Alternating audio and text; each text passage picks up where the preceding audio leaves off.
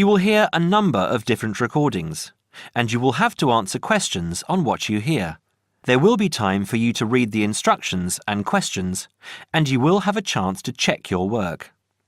All the recordings will be played once only.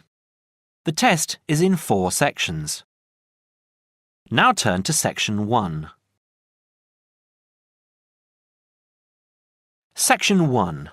You will hear a conversation about a language course.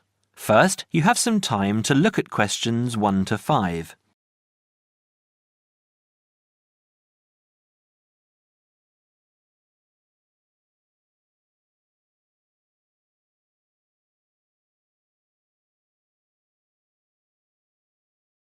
You will see that there is an example that has been done for you. On this occasion only, the conversation relating to this will be played first. Good morning, Borgheimer language courses. How may I help you?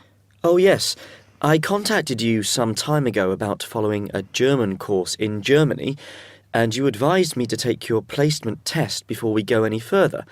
Well, I've done that now, so I'd like to go ahead with booking the course for this summer, if that's possible. Certainly, sir. You said you took the placement test. What was the result? I was placed at the O3 level. O3. Right. That's lower intermediate.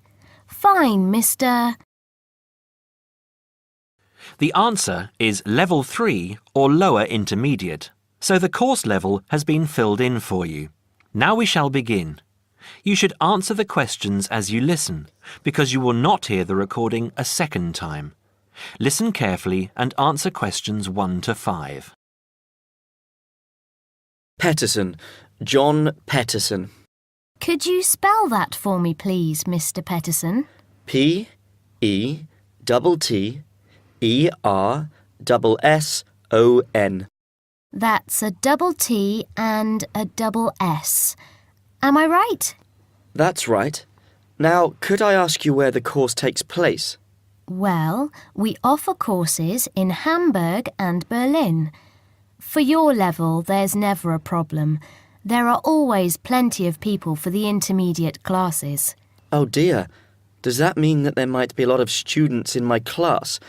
I wouldn't be very happy about that. No, don't worry, Mr. Petterson. The maximum class size is 12, but I've never known there to be more than 9 or 10 in a class. It could even be 5 or 6. Good. Actually, I'd prefer to study in Berlin. And how long is the course? 3 weeks, 5 hours a day. 2 hours only on Saturday. Sundays free. I see. And what about accommodation? There you have a choice, Mr. Petterson. You can either stay with a German family who are used to having such guests, or you can stay on the university campus, or we can book you into a nearby bed and breakfast. Is there a big difference in price? Not really. Staying with the family works out the cheapest, and the bed and breakfast is a bit more money.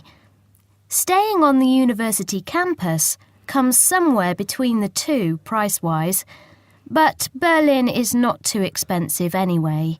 Which do you recommend? Well, if you want to practice your German and be part of a German family, I would recommend staying with a family. Our families are all hand-picked, and we've never had any sort of complaint. Yes, I'll probably do that then. What are the dates of the course? The first summer course starts on the 1st of June in Hamburg and a week later in Berlin, which is what would concern you as you have chosen the Berlin course. That's the 8th of June. The next course would begin on the 2nd of July and then... The 2nd of July course would be perfect for me. Can you put me down for it now? Certainly, Mr. Petterson. Can I have your address, please? 26 Mayfield Drive, Orpington, Kent. I'm afraid I can't remember the postal code.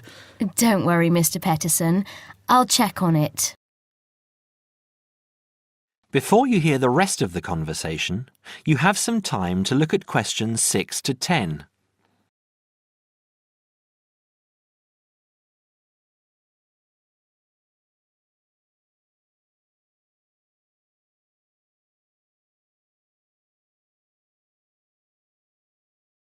Now listen and answer questions 6 to 10. There are a couple of other things I'd like to ask. Certainly. What do I need to bring on the course?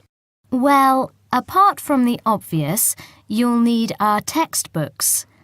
I'll email you the name and publisher. You should be able to find it in your local bookstore. If you do have problems, call me or email me and I'll see what I can do. We provide the computers, computer disks, translation exercises and all that sort of thing, but you will need a good dictionary. We recommend Langenscheidt, which is more than adequate for your level. You don't have to go and spend a lot of money on an expensive dictionary. Not yet, anyway. Maybe you will when your German reaches a very high standard. That would be very nice. Now, finally, what about the cost of the course? And how do I pay? Would you like to pay that in pounds or in euros? Euros would be fine. In that case, it's 550 euros. You can pay by credit card if you like. Oh dear, I'm afraid I haven't got a credit card. How else can I pay? That's not a problem, Mr. Peterson. You can pay by bank transfer. Fine.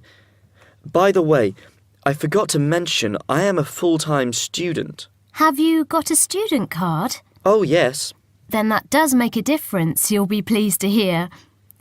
You are entitled to 35% off the full price. And if you can persuade a few people to join you, it would work out even cheaper. How do you mean exactly? Well, for every 5 people you find, 1 goes free. In other words, if there are 6 of you, you get 1 free course. Of course, in reality, you would divide up the savings amongst you, presumably. Right. Well, I'll see what I can do. Thank you. Not at all, Mr. Peterson, and I'm sure you'll enjoy the course. There are, of course, sightseeing possibilities. Would you like me to send you our brochure describing them? Yes, thank you. I'd appreciate that. Anyway, thanks for your help. If I want to call back, who do I ask for? Susanna. I'm here most of the time. That is the end of section 1. You now have half a minute to check your answers.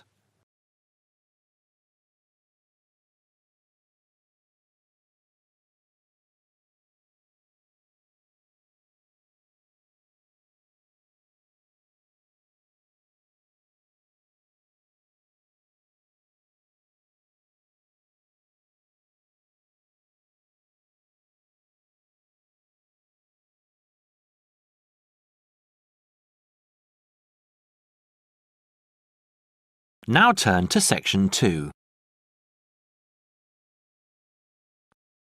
Section 2. You will now hear a radio talk on agricultural regulations. First, you have some time to look at questions 11 to 15.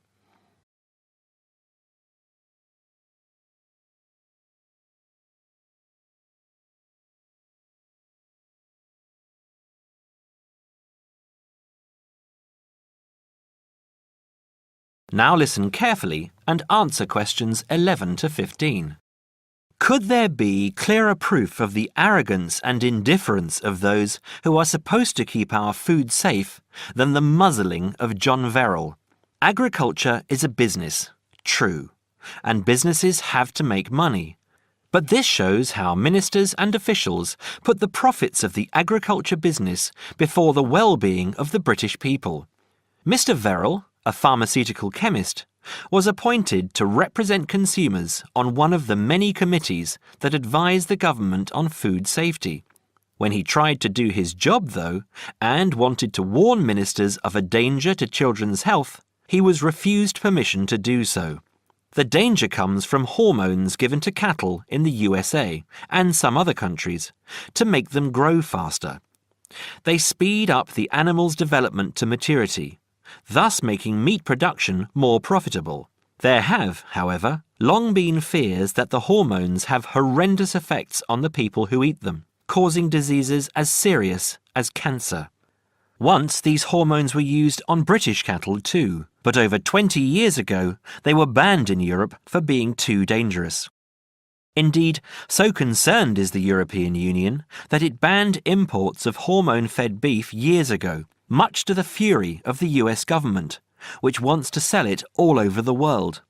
Several years ago, the USA and Canada asked the World Trade Organization to declare the ban illegal and to punish Europe for failing to lift it. The WTO, with its long record of refusing to let environmental or safety concerns interfere with trade, agreed, imposing fines of more than $120 million a year on the EU for its refusal to back down. The British government now backs the Americans, claiming that there is no proof that hormone-fed beef does any harm. This is where Mr. Verrill comes in. He is very angry with the government, especially as their claim comes out just after a Danish study shows that growth hormones are 200 times more dangerous than was previously thought. Worried by these findings, Mr. Verrill spoke to government representatives, who did nothing. Before you hear the rest of the talk, you have some time to look at questions 16 to 20.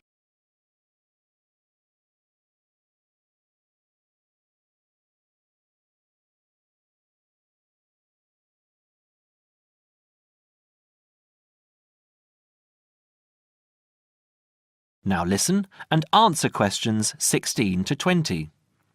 Not only that, but they have not been testing beef which is imported, which, by law, they are required to do.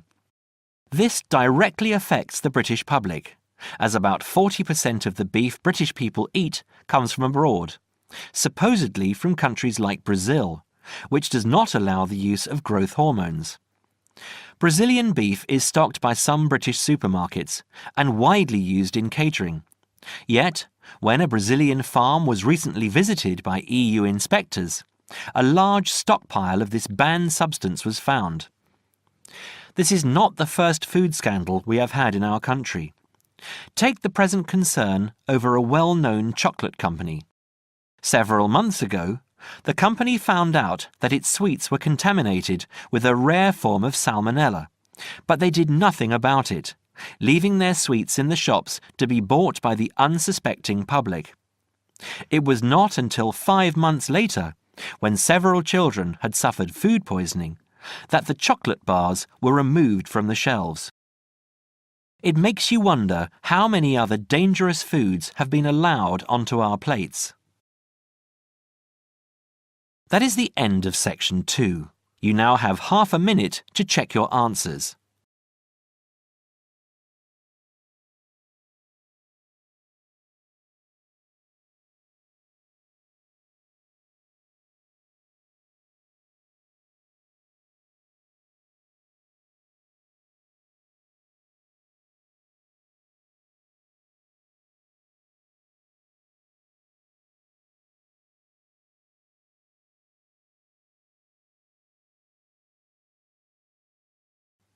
Now turn to section 3.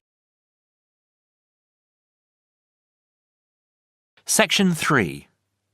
You will hear a conversation between a tutor and 2 students, Amanda and Jake. First, you have some time to look at questions 21 to 25.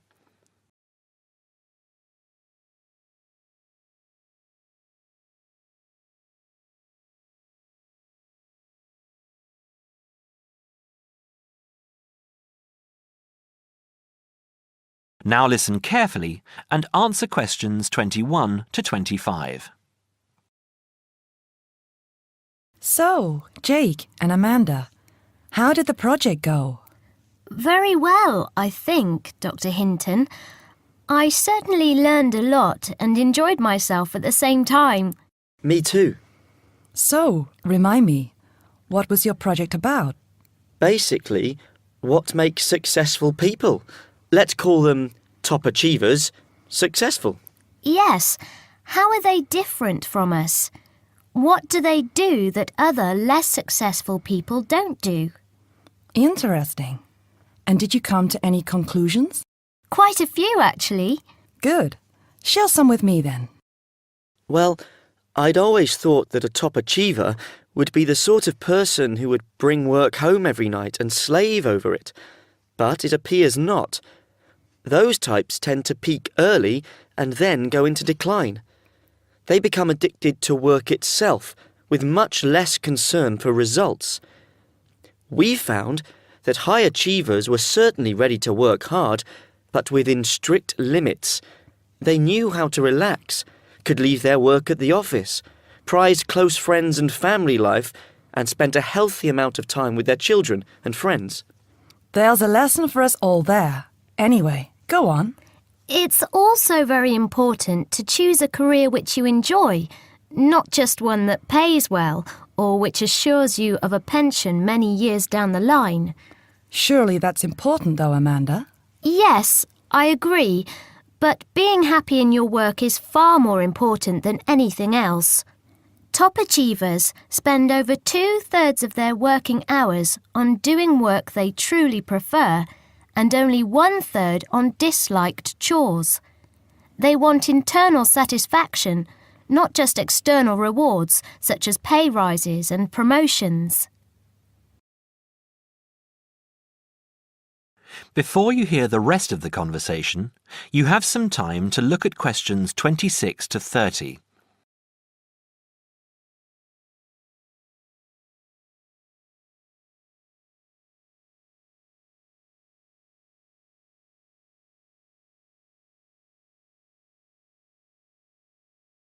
Now, listen and answer questions 26 to 30. Actually, in the end, they often have both, because they enjoy what they are doing, so their work is better and their rewards higher. Yes, Jake, that certainly makes sense. Now, can I ask you something? Do high achievers, as you call them, take many risks? Yes and no. I interviewed one business executive who told me he was able to take risks because he carefully considered how he could salvage the situation if it all went wrong. He imagined the worst that could happen, and if he could live with that, he went ahead. If not, he didn't take the chance. Other people prefer to stay in what I heard described as the comfort zone setting for security, even if it means settling for mediocrity and boredom too. Would you call top achievers perfectionists? Contrary to what I expected, no, I wouldn't.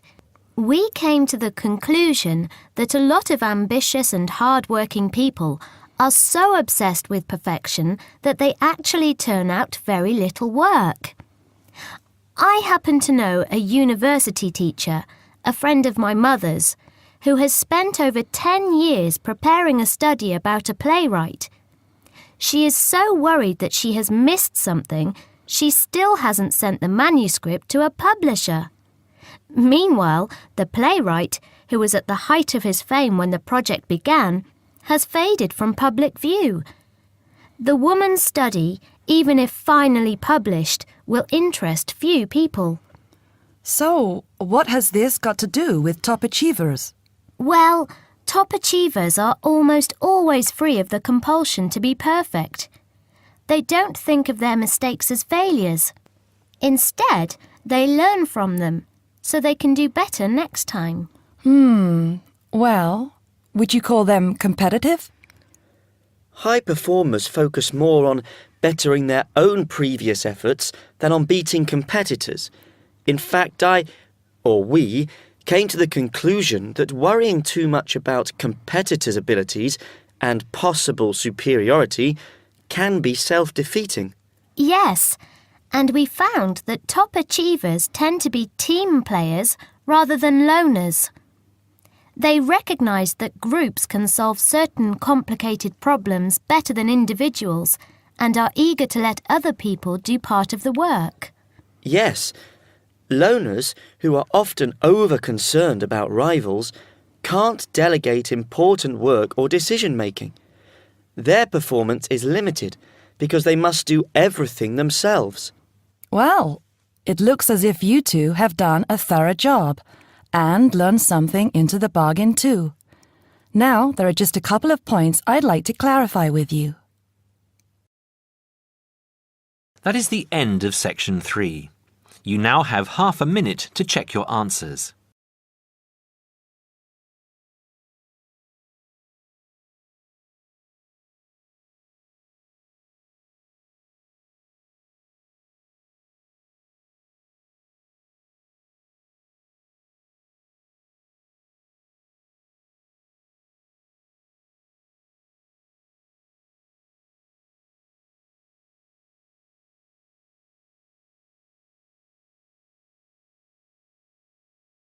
Now turn to section 4. Section 4. You will hear a talk on seasonal affective disorder. First, you have some time to look at questions 31 to 40.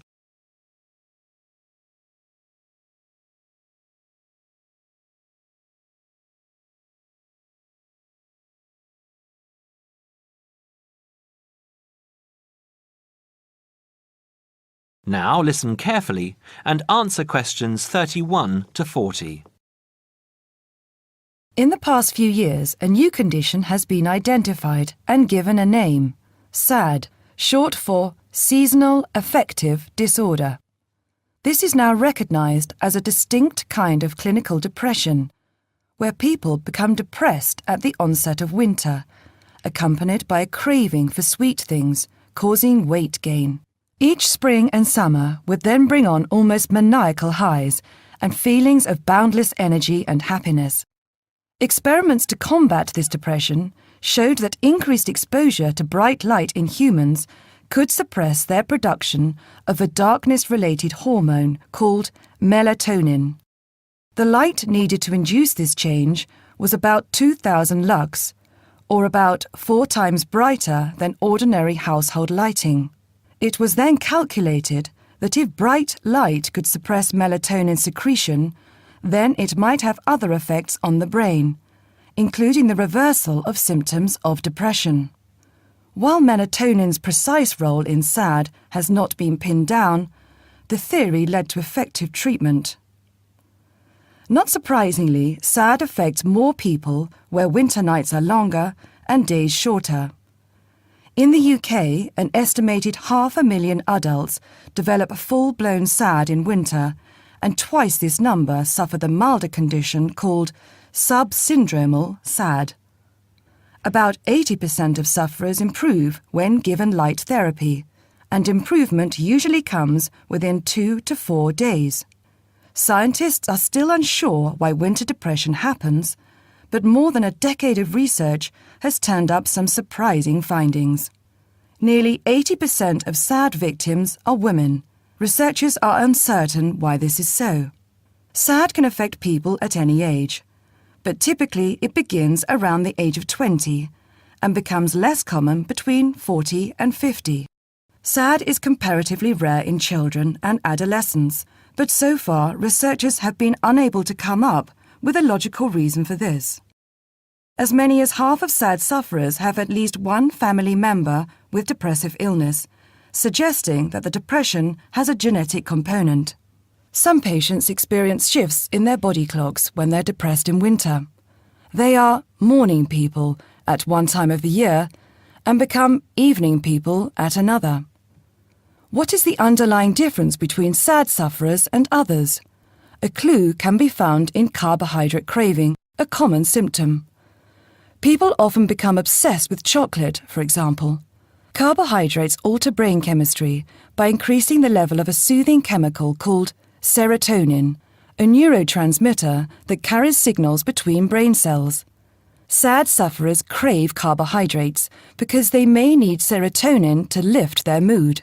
This craving can be intense, in fact, an addiction. It may be that the serotonin system of the brain has problems regulating itself during the winter. Some SAD sufferers respond well to the drug Prozac, thought to influence the brain's serotonin-using system. Other brain chemicals and hormones probably play a role in winter depression. Another neurotransmitter, dopamine, for example, may be inadequate in certain cases. Researchers hope to uncover clues to SAD's secret by probing similarities between SAD and hibernation. Though no valid link between the two has been established, some SAD patients say they feel like hibernating animals. SAD sufferers tend to put on fat in autumn and early winter, roughly the time when such hibernators as bears and squirrels do. That is the end of section 4. You now have half a minute to check your answers.